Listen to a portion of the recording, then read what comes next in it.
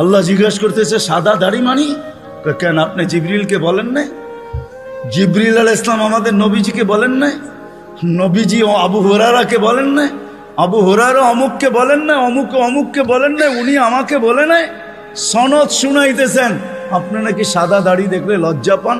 তা আল্লাহ আয়েশা দিয়া বলছে সবাই সত্য বলছে, আমিও সত্য বলছি, মাফ করে দিলাম। যাও। আমি তো বলি দাড়ি দিছে জান্নাতে যাওয়ার জন্য, ক্লিন শেপের জন্য না। দাড়ি ক্লিন শেপ করলেই আপনি ইয়ং হবেন। রাগ হয় না, পায়ে হাত রাগ হয় না। আপনারা আমাদের এই পোশাকের উপরে আঙ্গুল উঠাইতে পারেন, কিন্তু আমি সারা দুনিয়া ঘুরা বলি আজ পর্যন্ত কেউ আঙ্গুল উঠায় নাই প্রশংসা করা ছাড়া।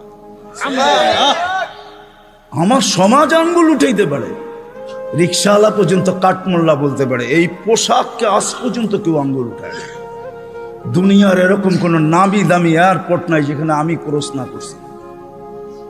দুনিয়া আমাকে চিনে, এই পোশাকের আজ পর্যন্ত কেউ আঙ্গুল উঠায় নাই। বরং হাসতে আর বলছে তোর ড্রেসটা বড় সুন্দর।